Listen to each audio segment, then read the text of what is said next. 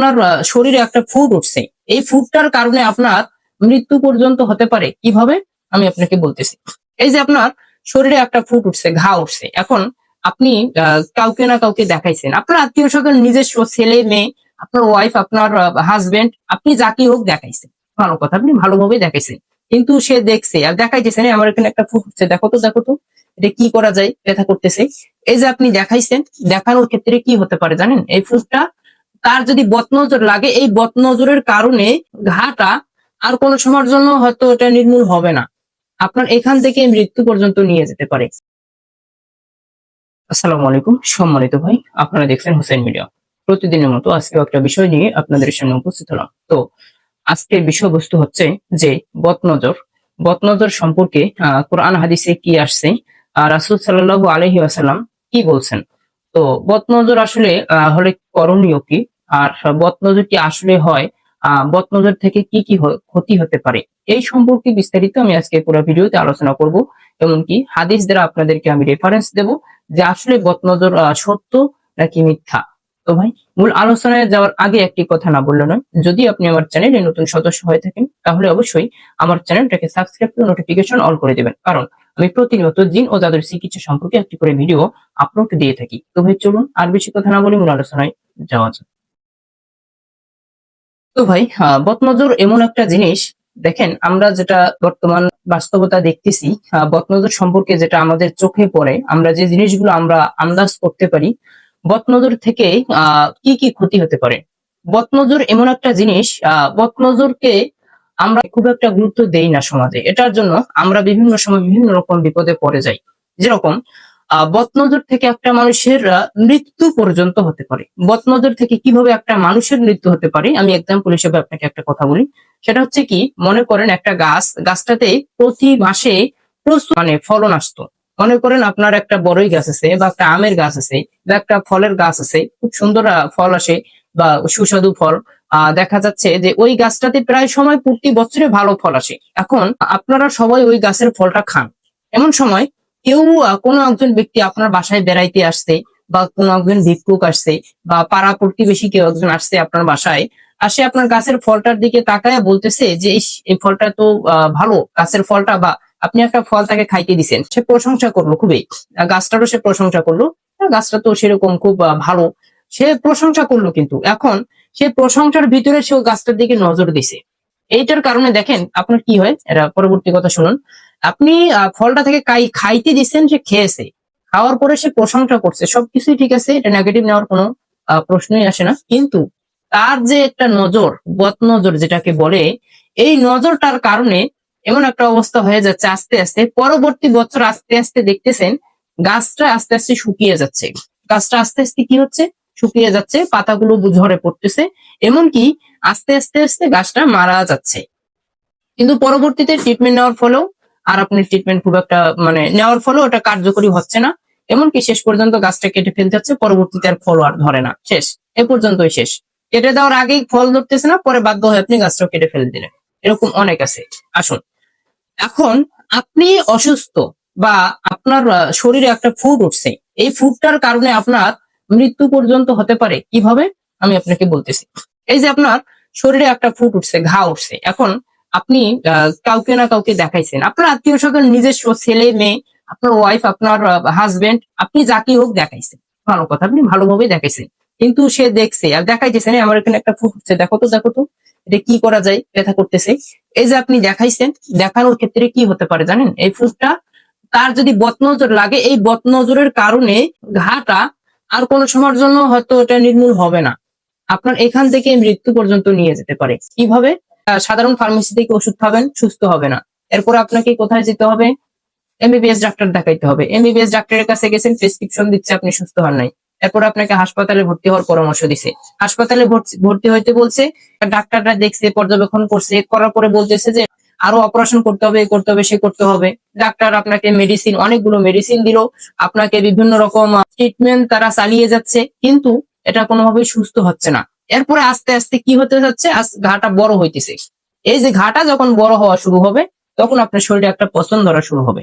এই যে এখান থেকে কিন্তু আপনার ক্যান্সার হওয়ার সম্ভাবনাটা 99% থাকে।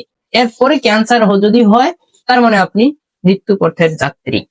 আপনাকে আমি এটাই বুঝাইতে চেয়েছি যে বদনজর থেকে আপনার মৃত্যু পর্যন্ত হতে পারে। কেউ আমার কথা অন্যভাবে নেবেন না। আমি বলছি হতে পারে, এমনকি এটা অধিকাংশ সময় এটা হয়। আমরা যেটা দেখি, আপনার রোগ আছে, ট্রিটমেন্ট নিচ্ছেন, ডাক্তার ট্রিটমেন্ট দিয়েও সুস্থ করতে পারতেছে না। আমি এটার জন্য বলছি যে সমস্ত রোগী সুস্থ হচ্ছে না, মৃত্যু পর্যন্ত হচ্ছে, আমি ওদেরকে এক্সাম্পল দিছি। এখন আসলে আপনি অসুস্থ কিন্তু আপনার ট্রিটমেন্টে কোনো কার্যকর মানে হচ্ছে না, আপনি সুস্থ হতে পারতেছেন না, এটার জন্য আমি বলতেছি। এটা আবার কেউ অন্যভাবে নেবেন না, সবাই ক্ষমার দৃষ্টিতে দেখবেন। আসুন এটা সম্পর্কে, বদনজর সম্পর্কে হাদিসে কি আসছে। রাসূল সাল্লাল্লাহু আলাইহি ওয়াসাল্লাম সহিহ আল বুখারীতে বলছে, 5738 নম্বর হাদিসে বলছে, আল আইনু হক, আল আইনু হক, আল আইনু হক। অর্থাৎ এখানে রাসূল সাল্লাল্লাহু আলাইহি ওয়াসাল্লাম বলছে বদনজর সত্য, বাস্তব। অর্থাৎ সাহাবায়ে কেরামরা এই হাদিসের উপর ভিত্তি করে তারা রুকায়া করাইতেন। এই হাদিসটার উপরে ভিত্তি করে তারা কি করতেন? রুকায়া করাইতেন। দেখেন, বদনজর এমন একটা জিনিস যে রাসূল সাল্লাল্লাহু আলাইহি ওয়াসাল্লাম বলছে যে বদনজর এমন একটা জিনিস, তোমরা জিনকে, জাদুকে যতটা ভয় করবা না, তার থেকে বেশি ভয় করবা বদনজর। বদনজর রোগটা খুবই মারাত্মক, বদনজর রোগটা খুবই খারাপ। কেন? জিনগ্রস্ত রোগী যদি কাউকে জিনে আক্রমণ করে, এটার ট্রিটমেন্ট আমরা সহজে শনাক্ত করে আমরা ট্রিটমেন্ট দেই, এমনকি এটা সুস্থ করি, এটা সে তাড়াতাড়ি সুস্থ হয়ে যায়। জাদু, ব্ল্যাক ম্যাজিক, যদি ব্ল্যাক ম্যাজিকের কারো যত বড় ধরনের ব্ল্যাক ম্যাজিক হোক না কেন, যদি কেউ ব্ল্যাক ম্যাজিকে আক্রান্ত হয়, আমাদের কাছে যদি রোগীটা আসে, আমরা ট্রিটমেন্ট দেই, তাহলে রোগীটা সুস্থ হয়ে যায়। কিন্তু বদনজর এমন একটা রোগ, এই রোগটা আমাদের চোখে ধরা পড়ে না, ডাক্তারের কাছেও ধরা পড়ে না, এই রোগটা কারো কাছে সহজে ধরা পড়ে না। আমাদেরকে কি করতে হয়, যখন দেখা যাচ্ছে যে সব বদনজরের যে লক্ষণগুলো আছে, লক্ষণগুলোর সাথে সবকিছু মিলে যাচ্ছে, তখন আমরা এটাকে ধরে নিই এটা বদনজর। তখন কি করতে হবে? তার জন্য রুকায়া করা খুবই জরুরি। যদি সে রুকায়া করে, আল্লাহর রহমতে সে শেফা পাবে। কারণ রাসূল সাল্লাল্লাহু আলাইহি ওয়াসাল্লাম পরে আরো কি বলছে শুনে নেন। সহিহ বুখারীতে দেখেন 5740 নম্বর হাদিসে কি বলছে যে বদনজর সত্য। যদি কোনো কিছু তাকদীরকে অতিক্রম করতে পারত, তাহলে বদনজরেই তা অতিক্রম করত। দেখেন বদনজর সম্পর্কে কতটা মারাত্মক একটি কথা বলছে। যদি কোনো কিছু তাকদীরকে অতিক্রম করতে পারত, তাহলে তা একমাত্র বদনজরেই অতিক্রম করতে পারত। তাহলে বদনজর কি আপনি এতটাই মানে সহজ মনে করতেছেন? ভাই, বদনজর জিনিসটাকে আপনি যতটা সহজ ভাবতেছেন এতটা না। বদনজর যত রোগ আছে সব থেকে, আমি যদি বলি টপ লেভেলের একটা রোগ, সেটাকে বলা হয় বদনজর, টপ লেভেল। তো এই হাদিসটি 2187 নম্বরে সহিহ মুসলিমেও কিন্তু আসছে। একই হাদিস 2187 নম্বর হাদিসেও আসছে, তো সহিহ মুসলিমে আসছে। তো দেখেন রাসূল সাল্লাল্লাহু আলাইহি ওয়াসাল্লাম বদনজর সম্পর্কে আমাদেরকে খুবই সতর্ক করছেন, খুবই গুরুত্ব সহকারে আমাদেরকে জিনিসটা আমাদেরকে বুঝাইতে চেয়েছে যে বদনজরটা খুবই মারাত্মক একটি রোগ। বদনজর থেকে বাঁচার একটাই উপায় আছে, সেটা হলো রুকাইয়া। সেটাই হলো কি? রুকাইয়া। হ্যাঁ, রুকাইয়া আসলে কতটুকু বৈধতা, রুকাইয়া করলে আসলে শেফা পাওয়া যায় কিনা, এই সম্পর্কে আমি অন্য ভিডিওতে আলোচনা করব। কিন্তু আমি এখানে যেহেতু বদনজর সম্পর্কে আলোচনা করতেছি, আমি বদনজর সম্পর্কে আলোচনা করে শেষ করতে চাই। আসুন বদনজর সম্পর্কে আরেকটি হাদিসে কি আসছে আমি আপনাদেরকে শোনাচ্ছি। সহিহ মুসলিমে 2188 নম্বর হাদিসে আসছে, সহিহ মুসলিম শরীফে আসছে যে ইস্তাঈনু বিল্লাহি মিনাল আইনি ফা ইন্নাল আইনাল হক। দেখেন রাসূল সাল্লাল্লাহু আলাইহি ওয়াসাল্লাম বলছে তোমরা বদনজর থেকে আল্লাহর কাছে আশ্রয় চাও। অর্থাৎ বদনজর থেকে আল্লাহ তাআলার কাছে তোমরা আশ্রয় প্রার্থনা করো। দেখেন, কারণ বদনজর সত্য। রাসূল সাল্লাল্লাহু আলাইহি ওয়াসাল্লাম বলছে কারণ কি? বদনজর সত্য। তোমরা বদনজর থেকে আল্লাহ তাআলার কাছে আশ্রয় চাও, প্রার্থনা করো। আশ্রয়ের জন্য কি? প্রার্থনা করো। বদনজর থেকে যেন আল্লাহ তাআলা আমাদেরকে হেফাজত করে, এটার জন্য এই হাদিসটা আসছে। দেখেন আরো অনেক হাদিসে আসছে তো বদনজর সম্পর্কে। যাই হোক, এতগুলো হাদিস আমার রেফারেন্স এখন এই মুহূর্তে দেওয়া সম্ভব না, যেহেতু ভিডিওটা অনেক লং হয়ে যাচ্ছে। তারপর আমি যে গুরুত্বপূর্ণ যে 3-4টা হাদিস আমি এটা আপনাদেরকে শোনাই দিলাম যে আসলে বদনজর সত্য, এটা অবশ্যই আপনাকে আমাকে মানতে হবে, এটা বাস্তব, এর ভিতরে কোনো সন্দেহ নাই। তো সেক্ষেত্রে আপনাদের যাদের বদনজরের সমস্যা মনে হবে, আমি যে লক্ষণগুলো প্রথমে বললাম, যদি এই লক্ষণগুলো আপনাদের কারোর সাথে দেখা দেয়, আপনার রোগের ক্ষেত্রে যে কোনো ক্ষেত্রে যদি মনে হয়, স্বামী স্ত্রীর, হ্যাঁ বদনজরের আর একটা পার্ট আছে, স্বামী স্ত্রীর যে ঝগড়া, অমিল, এটার কিন্তু অন্যতম একটি পার্ট, এটা অন্যতম একটি সূত্র বদনজর। বদনজর থেকে কিন্তু স্বামী স্ত্রীর বর্তমান দ্বন্দ্বটা একটু বেশি লাগতেছে সংসারে, অ্যাভেলেবেল, এই জিনিসগুলো কিন্তু আপনারা একটু খেয়াল করবেন। বদনজর আরো অনেক রোগ আছে, তো যেটা আপনারা দেখবেন যে আসলে এটা কোনোভাবেই আপনার কাছে স্বাভাবিক মনে হচ্ছে না। না এটা আছে কোনো রোগ, না আছে দিনের প্রবলেম, না আছে ব্ল্যাক ম্যাজিকের জিনিসগুলো চোখে দেখতে পারতেছে না বা চোখে দেখা যাচ্ছে না, ডাক্তারের কাছে রোগ ধরা পড়তেছে না।